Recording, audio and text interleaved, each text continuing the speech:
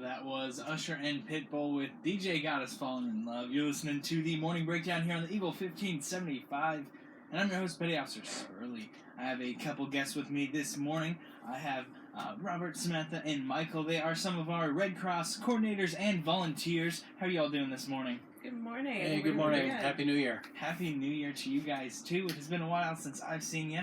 But we're going to get right into things today. We're talking about a pretty important topic for us that people might not know about up here in the Tohoku area, and that is volcanoes. It sounds kind of random. We've been talking about winter safety and tire safety and holiday safety, and now we're going to talk about volcanoes. Yeah. But it really is important. I bet you didn't know, or a lot of people don't know, that there are 7 active volcanoes in this area alone. And it's something that's important as we're getting out there and doing outdoor activities, preparing our families for emergencies. A lot of people have heard of the Ring of Fire. It is a string of volcanoes along the tectonic plate around the Pacific Ocean.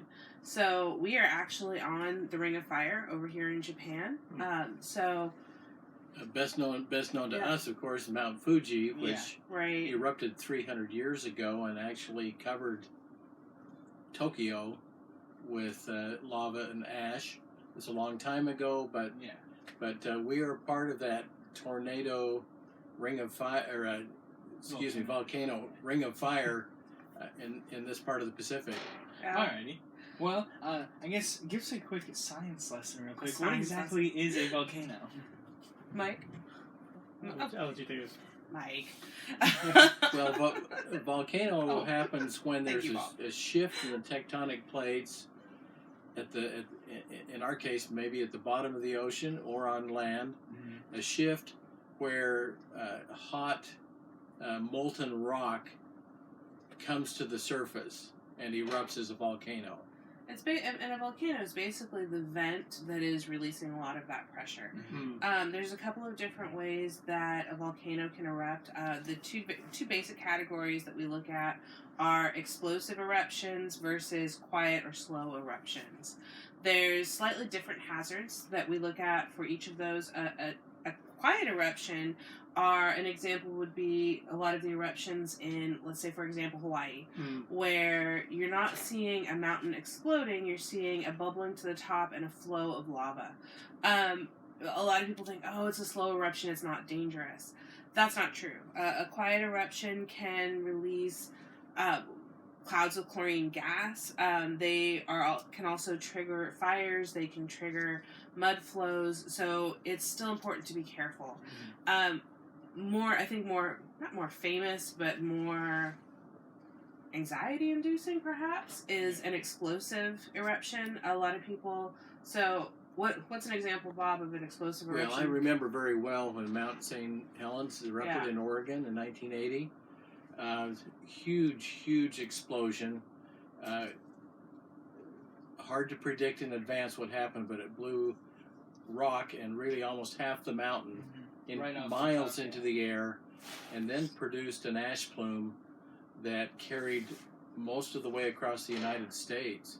It affected travel, it affected farming, and so that's, again, on the Pacific Rim on the West Coast, where that eruption took place at Mount St. Helens. And people don't think about the fact that falling ash includes hot rock. The ash is hot. There's a lot of falling gas.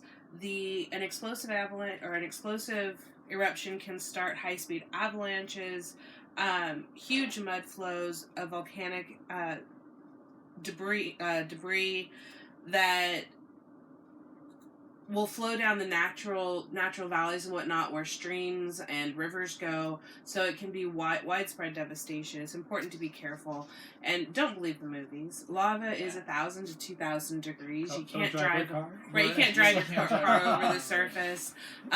You're not going. Most people, are easily killed in eruptions. They're not going.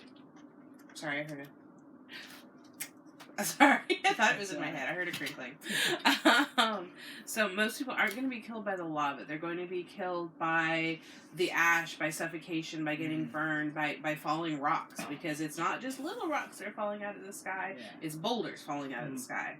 And putting your backpack over your head isn't going to help when a boulder comes and smashes you.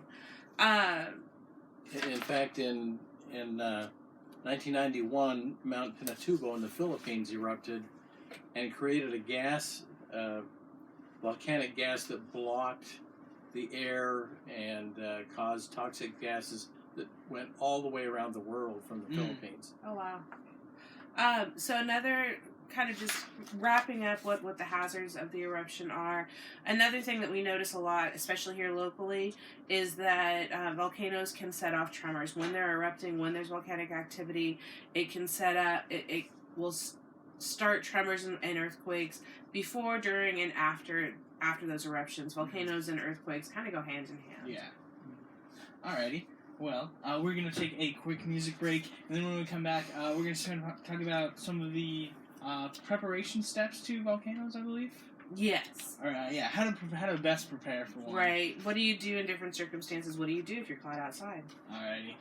And then up next, so we've got Gavin DeGrado with "She Sets the City on Fire." So keep on rocking out with us here on the Eagle 1575.